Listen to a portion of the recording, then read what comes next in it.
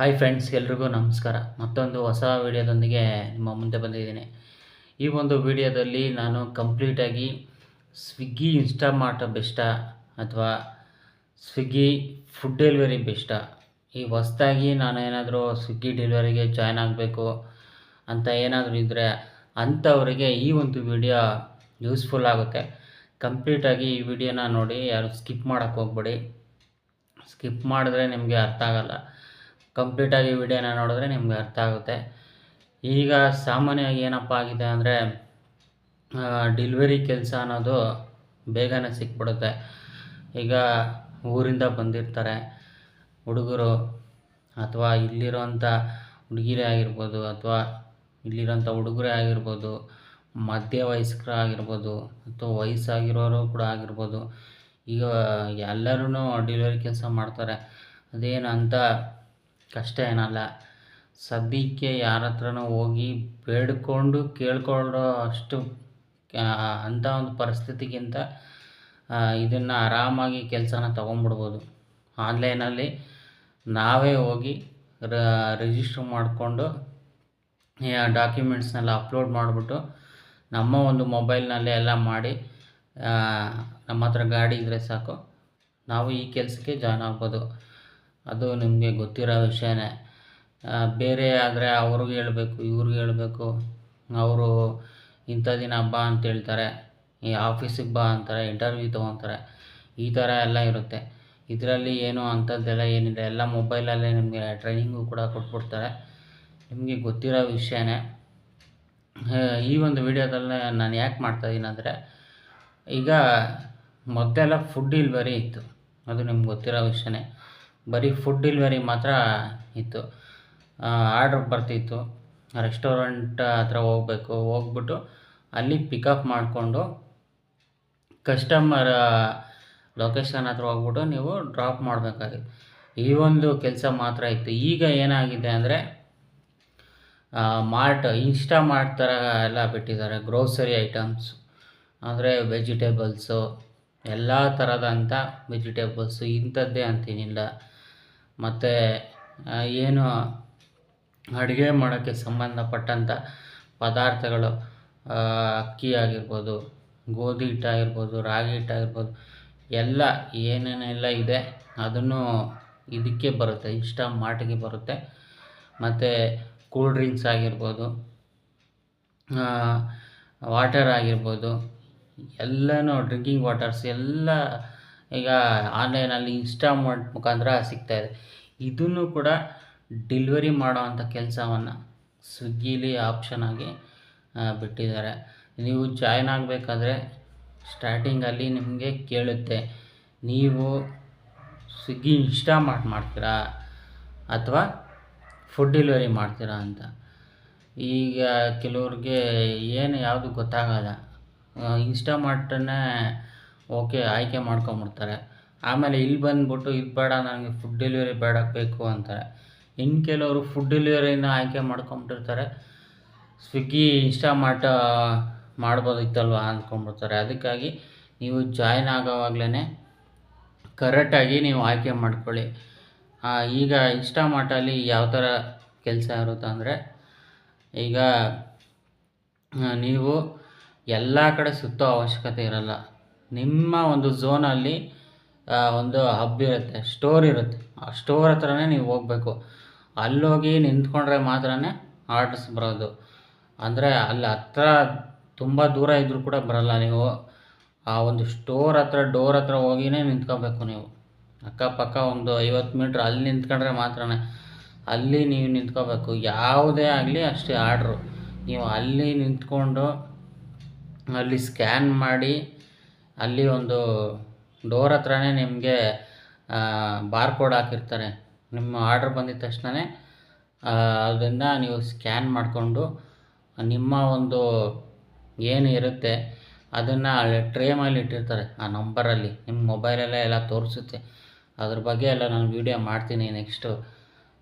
ಅಥವಾ ಗೊತ್ತಿರುತ್ತೆ, ಏನು ಅಂಥದ್ದೇನು ದೊಡ್ಡ ವಿಷಯ ಅಲ್ಲ, ಆದರೂ ವೀಡಿಯೋ ಮಾಡ್ತೀನಿ. ಏನು ಅಂಥದ್ದೇನಿಲ್ಲ. ಅಲ್ಲಿ ಹೋದ್ರೂ ನಮಗೆ ಸುಮಾರು ಜನ ಡೆಲಿವರಿ ಬಾಯ್ಸ್ ಇರ್ತಾರೆ, ಅವರೇ ಹೇಳ್ತಾರೆ, ಏನು ಅಂಥದ್ದೇನು ಕಲ್ತ್ಕೊಂಡು ಮಾಡಬೇಕಂತದ್ದು ಏನಿಲ್ಲ, ಆರಾಮಾಗಿ ಮಾಡ್ಬೋದು. ಅಲ್ಲಿ ಟ್ರೇಯಲ್ಲಿ ಎತ್ಕೊಂಡು ಹೋಗ್ಬಿಟ್ಟು ನೀವು ಕಸ್ಟಮರ್ ಕೊಡಬೇಕಾಗುತ್ತೆ. ಕೊಟ್ಬಿಟ್ಟು ತಿರ್ಗಾ ನೀವು ಅಲ್ಲಿರೋ ಅಂಥ ಅವಶ್ಯಕತೆ ಇಲ್ಲ, ಮತ್ತು ಅಲ್ಲೇ ಆರ್ಡ್ರ್ ಬರುತ್ತೆ ಅಂತ ಅಲ್ಲೇ ಇರಬೇಕಾಗಿಲ್ಲ. ತಿರ್ಗಾ ಮತ್ತೆ ನೀವು ಸ್ಟೋರ್ ಹತ್ರನೇ ಬರಬೇಕು. ಸ್ಟೋರ್ ಹತ್ರ ಬರಬೇಕು, ತಗೊಂಡೋಗಿ ಕಸ್ಟಮರ್ ಕೊಡಬೇಕು. ಮತ್ತೆ ಸ್ಟೋರ್ ಹತ್ರ ಬರಬೇಕು, ತಗೊಂಡೋಗಿ ಕಸ್ಟಮರ್ ಹತ್ರ ಕೊಡಬೇಕು. ಈ ಒಂದು ಕೆಲಸ ಇನ್ಸ್ಟಾಮಾರ್ಟಲ್ಲಿ ಇರುತ್ತೆ. ನೀವು ಅಲ್ಲಿ ಇಲ್ಲಿ ಎಲ್ಲೆಲ್ಲೋ ನಿಂತ್ಕೊಂಡ್ರೆ ಆರ್ಡ್ರ್ ಬರೋಲ್ಲ. ಇಂಥ ಟೈಮ್ ಅಂತ ಕೊಡ್ತಾನೆ. ಈಗ 10 ನಿಮಿಷ ಕೊಟ್ಟಿರ್ತಾನೆ ಕಸ್ಟಮರ್ ಹತ್ರ ಹೋಗಿ ಕೊಡೋಕ್ಕೆ.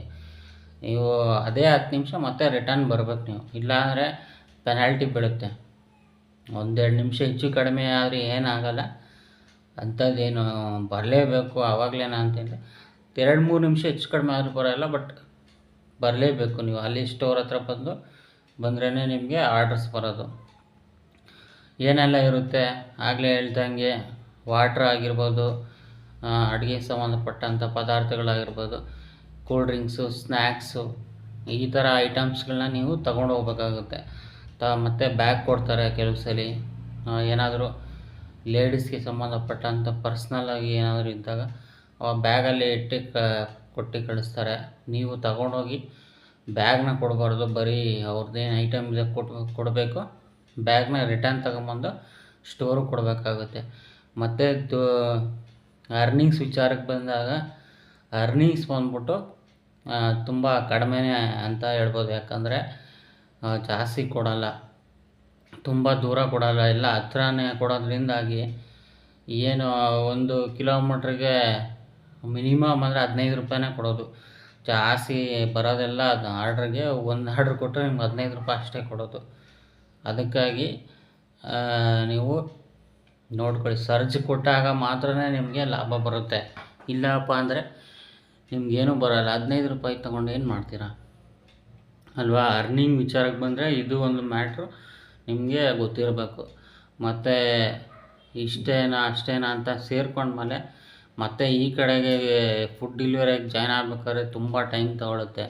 ಯಾಕಂದರೆ ಇಮ್ಮಿಡಿಯೇಟಾಗಿ ಚೇಂಜ್ ಮಾಡಲ್ಲ ಅವರು. ನೀವು ಎಷ್ಟೇ ರಿಕ್ವೆಸ್ಟ್ ಕೊಟ್ರೂ, ಫಾರ್ಮ್ ಫಿಲ್ ಮಾಡಿದ್ರೂ ತುಂಬ ದಿನಗಳೇ ತಗೊಳುತ್ತೆ. ಕೆಲವ್ರದ್ದಂತೂ ಆಗ್ತಾನೇ ಇಲ್ಲ ಅಂತ ಹೇಳ್ತಾಯಿದ್ದಾರೆ. ಅದಕ್ಕಾಗಿ ಮೊದಲೇ ಯೋಚನೆ ಮಾಡಿ ನೋಡ್ಕೊಂಡು ಮಾಡಿಕೊಂಡು ಸ್ವಿಗ್ಗಿ, ಇನ್ಸ್ಟಾಮಾರ್ಟ್ಗೆ ನೀವು ಜಾಯ್ನ್ ಆಗಿ. ಇನ್ನು ಅದು ಬಿಟ್ಟರೆ ಹೊಸ್ದಾಗಿ ಮಾಡೋರಿಗೆ ಕೆಲಸ ಕಲ್ತ್ಕೊಳ್ಳೋದಕ್ಕೆ ಇದು ಅನುಕೂಲ ಅಂತಲೇ ಹೇಳ್ಬೋದು. ಆದರೆ ಅರ್ನಿಂಗ್ ವಿಚಾರಕ್ಕೆ ಬಂದರೆ ಅಷ್ಟೊಂದು ಅರ್ನಿಂಗ್ಸ್ ಕೊಡೋಲ್ಲ. ಇನ್ನು ಫುಡ್ ಡೆಲಿವರಿ ವಿಚಾರಕ್ಕೆ ಬಂದರೆ, ಈಗಾಗಲೇ ನಿಮ್ಗೆ ಗೊತ್ತಿರುತ್ತೆ, ಸುಮಾರು ಜನ ವ್ಲಾಗ್ಸ್ ಎಲ್ಲ ಮಾಡಿಬಿಟ್ಟು ಫುಡ್ ಡೆಲಿವರಿದೆಲ್ಲ ಹಾಕಿದ್ದಾರೆ. ಅದ್ರ ಬಗ್ಗೆ ನಾನೇನು ಬೇರೆ ಹೇಳೋದೇನಿಲ್ಲ. ಮಾಮೂಲಿ ನಿಮಗೆ ಆರ್ಡ್ಸ್ ಬರುತ್ತೆ, ಒಂದೇ ಕಡೆ ಬರೋಲ್ಲ ಅದು. ಇದರಲ್ಲಿ ಒಂದೇ ಕಡೆ ಬರುತ್ತೆ ಇನ್ಸ್ಟಾಮಾರ್ಟಲ್ಲಿ. ಇಲ್ಲ ಅಲ್ಲಿಂದ ತೊಗೊಂಡೋಗಿ ಕೊಡಬೇಕಾಗುತ್ತೆ. ಆದರೆ ಇದರಲ್ಲಿ ಹಂಗಲ್ಲ. ಫುಡ್ ಡೆಲಿವರಿಯಲ್ಲಿ ಯಾವ ರೆಸ್ಟೋರೆಂಟ್ ಆದರೂ ಬರ್ತಾನೆ ಇರುತ್ತೆ. ಮಲ್ಟಿಪಲ್ ಆಗಿ ಅದೇ ಬಂದರೂ ಬರ್ಬೋದು, ಇಲ್ಲ ಬೇರೆ ಥರ ಬರ್ಬೋದು. ಹೋಗ್ಬೇಕು, ಅಲ್ಲಿ ಪಿಕಪ್ ಮಾಡಿಕೊಂಡು ತಿರ್ಗಾ ಕಸ್ಟಮರ್ ಕೊಡಬೇಕು. ಮತ್ತು ರಿಟರ್ನ್ ಝೋನ್ಗೆ ಹೋಗಬೇಕು. ಇಲ್ಲಾಂದರೆ ಅಲ್ಲೇ ಬಂದರೂ ಕೂಡ ಬರುತ್ತೆ ಕೆಲವು ಸಲ. ತಿರ್ಗಾ ಹೋಗ್ಬಿಟ್ಟು ರೆಸ್ಟೋರೆಂಟ್ ಹತ್ರ ತೊಗೊಳ್ಬೇಕು, ಹೋಟೆಲ್ ಹತ್ರ ತೊಗೊಂಡು ಮತ್ತೆ ಕಸ್ಟಮರ್ಗೆ ಕೊಡಬೇಕು. ಮತ್ತು ಇದು ಅರ್ನಿಂಗ್ ವಿಚಾರಕ್ಕೆ ಬಂದಾಗ ಅರ್ನಿಂಗ್ಸು ಜಾಸ್ತಿನೇ ಬರುತ್ತೆ ಅಂತ ಹೇಳ್ಬೋದು. ಈ ಇನ್ಸ್ಟಾಮಾರ್ಟ್ಗಿಂತ ಇಲ್ಲಿ ಫುಡ್ ಡೆಲಿವರಿಗೆ ಜಾಸ್ತಿನೇ ಬರುತ್ತೆ. ಯಾಕಂದರೆ ಕಿಲೋಮೀಟ್ರ್ಗಳು ಕೆಲವು ಸಲ ಜಾಸ್ತಿ ಕೊಡ್ತಾನೆ, ಅದರಿಂದಾಗಿ ನಿಮಗೆ ಜಾಸ್ತಿ ಬರುತ್ತೆ. ಈಗ ಈ ಸ್ವಿಗ್ಗಿ, ಇನ್ಸ್ಟಾಮಾರ್ಟಲ್ಲಾದರೆ ಪದೇ ಪದೇ ನೀವು ಹೋಗಬೇಕು, ತಗೊಂಡೋಗಿ ಕೊಡಬೇಕು. ಅಲ್ಲಿ ನಿಮ್ಗೆ ಕೊಟ್ಟಾಗ ಬರೀ ಏನೋ 15 ರೂಪಾಯಿ ಅಷ್ಟೇ ಕೊಡ್ತಾನೆ. ಆದರೆ ಇದರಲ್ಲಿ ಆ ಥರ ಅಲ್ವಲ್ಲ. ಯಾವುದಾದ್ರೂ ಒಂದು ಲಾಂಗ್ ಬಿದ್ದುಬಿಟ್ರೆ ಇದಕ್ಕೂ ಅದಕ್ಕೂ ಒಂದೇ ಸಮ ಆಗೋಗುತ್ತೆ.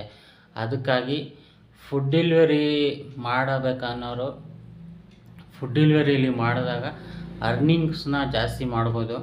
ಬಟ್ ಸ್ವಿಗ್ಗಿ, ಇನ್ಸ್ಟಾಮಾರ್ಟಲ್ಲಿ ಮಾಡೋವಾಗ ಅರ್ನಿಂಗ್ಸು ಅಷ್ಟು ಮಾಡೋಕ್ಕಾಗಲ್ಲ. ಆದರೆ ಹೊಸೊಬ್ಬರಿಗೆ ಅನುಕೂಲ ಆಗುತ್ತೆ. ಇಲ್ಲ ನನಗೆ ಯಾರ ಲೊಕೇಶನ್ಗಳು ಅಷ್ಟು ಗೊತ್ತಾಗಲ್ಲ ಅನ್ನೋರಿಗೆ ಸ್ಟಾರ್ಟಿಂಗಲ್ಲಿ ಸ್ವಿಗ್ಗಿ, ಇನ್ಸ್ಟಾಮಾರ್ಟ್ ಮಾಡೋದಕ್ಕೆ ಬೆಸ್ಟ್ ಅಂತಲೇ ಹೇಳ್ಬೋದು. ಆದರೆ ಅರ್ನಿಂಗ್ಸು ಅಷ್ಟಕ್ಕಷ್ಟೇ. ಆ ಫುಡ್ ಡೆಲಿವರಿಯಲ್ಲಿ ನಿಮಗೆ ಸ್ಟಾರ್ಟಿಂಗಲ್ಲಿ ಮಾಡೋವಾಗ ಕಷ್ಟ ಆಗ್ಬೋದು ಲೊಕೇಶನ್ ವಿಚಾರದಲ್ಲಿ. ಇನ್ನು ಅರ್ನಿಂಗ್ಸ್ ವಿಚಾರಕ್ಕೆ ಬಂದರೆ ಅದಕ್ಕಿಂತ ಸ್ವಿಗ್ಗಿ ಇಷ್ಟ ಮಾಡಿಗಿಂತ ಇಲ್ಲಿ ಅರ್ನಿಂಗ್ಸ್ನ ನೀವು ಜಾಸ್ತಿ ಮಾಡ್ಬೋದು. ಸೊ ಅದಕ್ಕಾಗಿ ಈ ಒಂದು ವಿಡಿಯೋನ ನಿಮಗೆ ವಿಡಿಯೋದಲ್ಲಿ ತಿಳಿಸ್ಬೇಕಂತಾಗಿ ಮಾಡಿದ್ದೆ. ಮತ್ತೊಂದು ಹೊಸ ವಿಡಿಯೋದಲ್ಲಿ ಸಿಗ್ತೀನಿ. ವಿಡಿಯೋ ನೋಡೋದಕ್ಕೆ ಧನ್ಯವಾದಗಳು.